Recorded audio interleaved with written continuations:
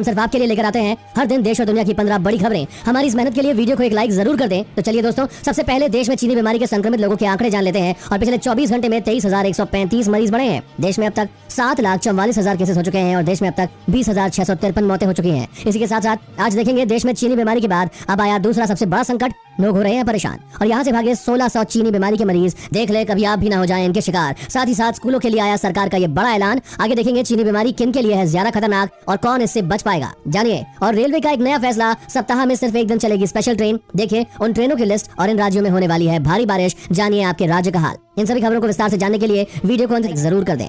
फटाफट चले चलते हैं आपको हमारी आज की सबसे पहली खबर की तरफ। देश में चीनी बीमारी के बाद अब आया दूसरा संकट। लोग हो रहे हैं परेशान। जी हाँ दोस्तों, भारत में जहां एक और वायरस का कहर जारी है, वहीं दूसरी तरफ टिड्डी दल किसानों के लिए परेशानी बनता जा रहा है। इसके चलते किसानों के लिए बड़ा संकट पैदा हो चुका है। संयुक्त राष्ट्र की संस्था खाद्य एवं कृषि संगठन के जून में नई एडवाइजरी जारी की है और जुलाई के मध्य में हॉर्न ऑफ अफ्रीका से आने वाले टिड्डी दल भी भारत आएंगे। इसे देखते हुए पूरे जुलाई में भारत समेत सूडान, इथोपिया, सोमालिया और पाकिस्तान के हमले को लेकर हाई अलर्ट पर रहने को कहा गया है। आपकी सूचना के लिए बता दें कि भारत सरकार के पूर्व एडवाइजर एवं प्रधान वैज्ञानिक डॉक्टर सुशील ने बताया कि अगर लगातार फिर से टिड्डी दल ऐसे ही हमला करता है तो इसे टिड्डी महामारी बताया जाएगा। अब जाने खुले में घूम रहे 1600 चीनी वायरस के मरीज, सरकार तक को कोई भनक नहीं। दोस्तों, महामारी के बढ़ते मामले फरीदाबाद के लिए बड़ी चिंता का विषय बने हुए हैं। फरीदाबाद में 1600 से ज्यादा चीनी वायरस के मरीज ऐसे हैं जो सरेआम बाजार में, ऑफिसों में और दूसरे सार्वजनिक स्थलों पर घूम रहे हैं, लेकिन स्वास्थ्य विभाग के पास उनकी कोई सूचना नहीं है। दरअसल ये वो मरीज है जिन्होंने अपना टेस्ट सरकारी और निजी लैब पर करवाया, लेकिन टेस्ट कराते समय जो सूचना स्वास्थ्य विभाग या लैब को मुहैया करवाई थी वो सूचना पूरी तरह गलत थी, जैसा कि घर का पता या मोबाइल नंबर। अब जब इन लोगों की रिपोर्ट पॉजिटिव आ गई है तो जिला प्रशासन के हाथ पैर फूले हुए हैं, क्योंकि इतनी बड़ी संख्या में चीनी वायरस के पीड़ित शहर के अलग अलग हिस्सों में घूम रहे हैं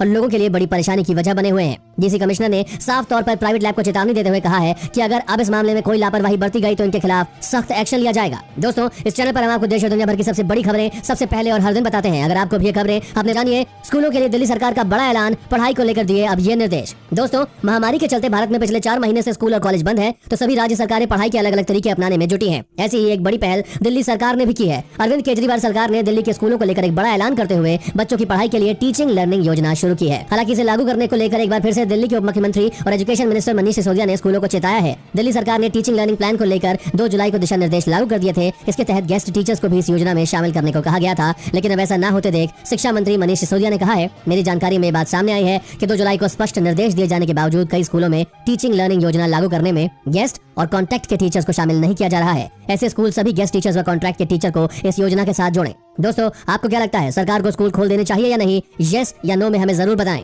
इस वीडियो को देखते रहिए दोस्तों, क्योंकि आगे आने वाला है मौसम विभाग का हाई अलर्ट। देश के इन राज्यों में भारी बारिश होने की संभावना। उससे पहले जानिए चीनी बीमारी किन के लिए है ज्यादा खतरनाक और कौन है इससे सेफ। दोस्तों, महामारी को लेकर विश्व स्वास्थ्य संगठन ने उन लोगों को चेताया है जो पहले से अस्थमा या सांस से जुड़ी किसी भी तरह की बीमारी से पीड़ित हैं। चीनी वायरस को लेकर चिंतित अस्थमा के मरीज कुछ एहतियाती कदम उठा सकते हैं। इसमें डॉक्टर द्वारा सुझाए गए इनहेलर का इस्तेमाल भी शामिल है। इससे महामारी सहित किसी वायरस किसी वजह से पड़ने वाले अस्थमा के दौरे का खतरा भी कम होता है और साथ ही बच्चों का भी खास ध्यान रखने की जरूरत है। हालांकि जिन बच्चों को फेफड़े की बीमारी है या फिर अस्थमा है, उन्हें ज्यादा सावधान रहने की जरूरत है, क्योंकि ऐसे मामलों में चीनी वायरस हमला कर सकता है। बच्चों की इम्यूनिटी कम होने से चीनी बीमारी की चपेट में आसानी से आ सकते हैं। यही वजह है कि भारत सरकार ने महामारी संबंधी अपने निर्देशों में 10 साल से कम उम्र के बच्चों को घर में रखने के निर्देश जारी किए हैं। इसके अलावा भी सभी स्कूलें बंद हैं। हालांकि कई स्कूल इस दौरान ऑनलाइन क्लासों को संचालित कर रहे हैं। अब जानिए दोस्तों, रेलवे का नया फैसला, सप्ताह में सिर्फ एक दिन चलेगी स्पेशल ट्रेन। देखिए उन ट्रेनों की लिस्ट। दोस्तों, रेलवे अधिकारियों ने सोमवार को कहा कि पश्चिम बंगाल में हावड़ा और दिल्ली, मुंबई और अहमदाबाद स्थित चीनी वायरस के हॉटस्पॉट क्षेत्रों में विशेष ट्रेन अब सप्ताह में केवल एक बार चलेगी। पश्चिम बंगाल में ममता बनर्जी प्रशासन ने भारतीय रेलवे से हॉटस्पॉट क्षेत्रों से ट्रेन की संख्या को कम करने का आग्रह किया था, क्योंकि राज्य में मरीजों की संख्या पिछले एक सप्ताह में लगभग हर दिन नई ऊंचाई पर पहुंच रही है। और दक्षिण पूर्व रेलवे के एक प्रवक्ता ने कहा कि दैनिक ट्रेनों के बजाय हर सप्ताह केवल हावड़ा और अहमदाबाद के बीच एक ही ट्रेन चलेगी। हावड़ा अहमदाबाद स्पेशल प्रत्येक शुक्रवार को 10 जुलाई से शुरू होगी, जबकि अहमदाबाद हावड़ा स्पेशल 13 जुलाई से प्रत्येक सोमवार को रवाना होगी। अब जानिए मौसम विभाग का हाई अलर्ट, देश के इन राज्यों में भारी बारिश होने की संभावना। दोस्तों,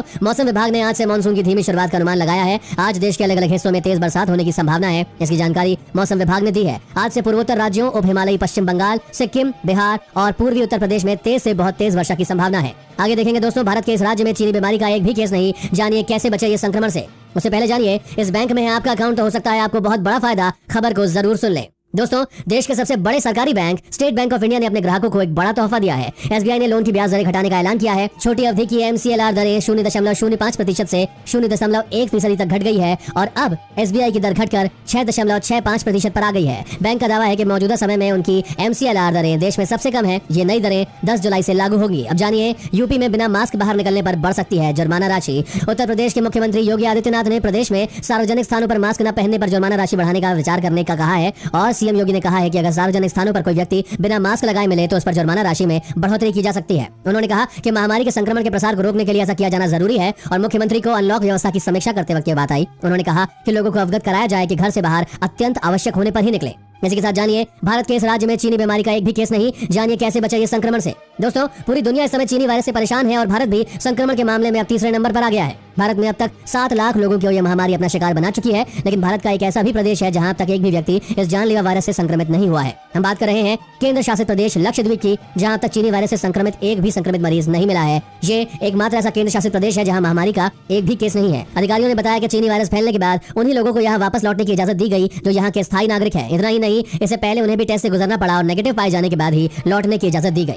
अब जानिए, नौकरी का एक अच्छा मौका, महाराष्ट्र में 10,000 पुलिसकर्मियों की भर्ती। जी हाँ दोस्तों, महाराष्ट्र में 10,000 पुलिसकर्मियों की भर्ती। जी हाँ दोस्तों, महाराष्ट्र में 10,000 पुलिसकर्मियों की भर्ती की जाएगी और साथ ही नागपुर जिले में काठोर स्टेट रिजर्व पुलिस फोर्स में महिला बटालियन की भी स्थापना की जाएगी। उप मुख्यमंत्री ने मंगलवार को मंत्रालय में पत्रकारों को बताया कि महामारी के संकट काल में पुलिसकर्मियों की भारी कमी महसूस की जा रही है। इसी वजह से आज ये महत्वपूर्ण निर्णय लिया गया है, जिसके लिए बैठक भी हुई और इस बैठक में गृह विभाग की ओर से राज्य में 8,000 पुलिसकर्मियों की भर्ती का प्रस्ताव पेश किया गया था। उप मुख्यमंत्री अजीत पवार ने इसे बढ़ाकर 10,000 कर दिया है और अजीत पवार ने कहा कि इन पुलिसकर्मियों की भर्ती के बाद कोरोना के संकट काल में पुलिस बल को राहत मिल सकेगी। इस नौकरी से जुड़ी अधिक जानकारी के लिए महाराष्ट्र पुलिस की आधिकारिक वेबसाइट पर जाएं। आगे देखेंगे दोस्तों, जापान में भारी बारिश और बाढ़, कम से कम 60 लोगों की हुई मौत। उससे पहले जानिए, वैष्णो देवी के दर्शन के लिए कराना होगा ऑनलाइन रजिस्ट्रेशन। रोज सिर्फ 7,000 लोगों को ही मिलेगी अनुमति।